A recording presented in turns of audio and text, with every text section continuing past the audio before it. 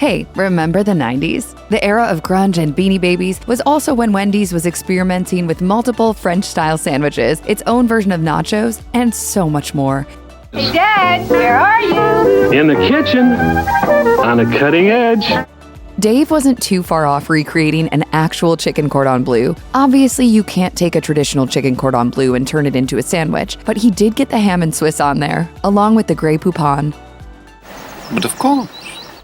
Wendy's only planned to offer its chicken Cordon Bleu for a little while, but it sold so well that it made a comeback just 1 year later. Once again, though, it was a limited time deal, and it's never returned since.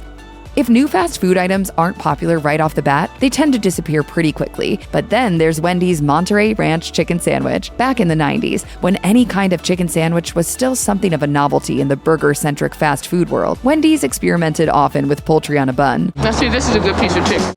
Soon after the Monterey Ranch Chicken Sandwich was launched in 1993, it became the best-selling non-hamburger at the chain. Stuffed into a large Kaiser roll, it boasted a whole breaded and fried chicken breast fillet, a slice of Monterey Jack cheese, bacon ranch dressing, lettuce, and tomato. Initially available for a limited time, the Monterey Ranch was back at Wendy's by the end of 1995, thanks to strong customer demands. Then it disappeared again, only to return again in 1999 and 2011, and then to eventually depart for good. The conventional wisdom surrounding healthy eating in the early 90s was that a diet low in fat was the best choice, so chains like Wendy's experimented with lower fat and calorie-reduced items, including the grilled chicken sandwich, which consisted of a seasoned and marinated chicken breast fillet cooked without the addition of any fat, topped with lettuce and tomato. For more than 30 years, the grilled chicken sandwich remained a permanent fixture on Wendy's menu. That is, until 2023, when the chain discontinued it in favor of a similar alternative, as the grilled chicken ranch wrap transferred most of the ingredients of the original grilled chicken sandwich to a tortilla.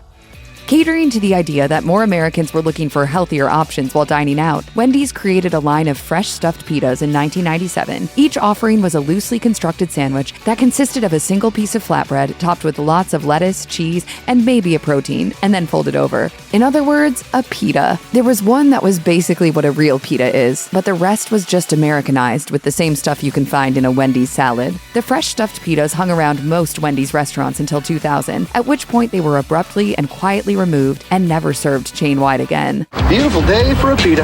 Well, I gotta go.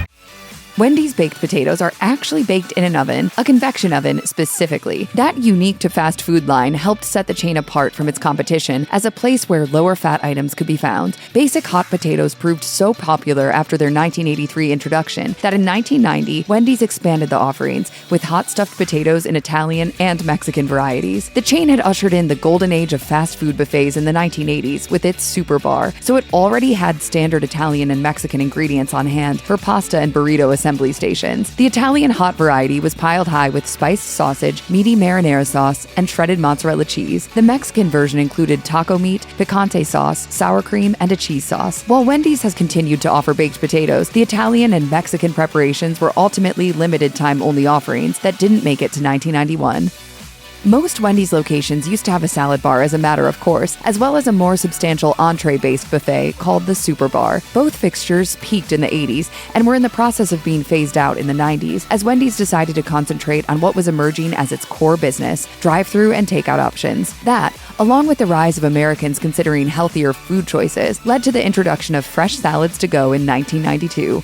The fresh salads to go were a big hit for Wendy's. By 1995, the chain was selling more salads than all other fast food burger chains. Wendy's is still making ready-to-eat salads in the 2020s, but its current lineup is almost completely different from the one that was introduced in 1992. A taco salad is still on the menu, along with a Cobb, apple pecan, and Parmesan Caesar.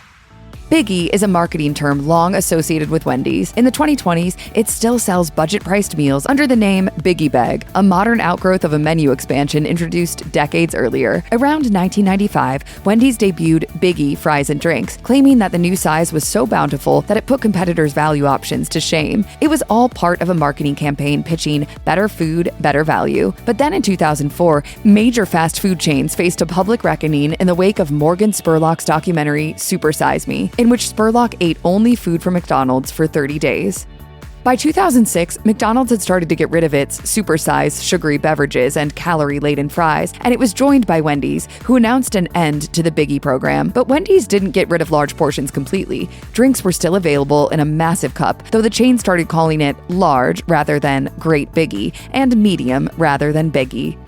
Taco Bell was making a big impression on the fast food world in the 90s, which is probably why Wendy's decided it needed to introduce its own version of nachos. Costing 99 cents, chili, chips, and cheese consisted of a pile of round corn tortilla chips topped with a helping of Wendy's chili. It was all topped with a creamy cheese sauce, typically used on some of the restaurant's burgers. It was pretty easy to assemble, and the ingredients were all inexpensive. But chili, chips, and cheese never became a classic like other off-kilter Wendy's items, such as baked potatoes or the Frosty. They remained on the menu in some American locations into the 2000s, and they're actually still sold at Wendy's in New Zealand and the Cayman Islands.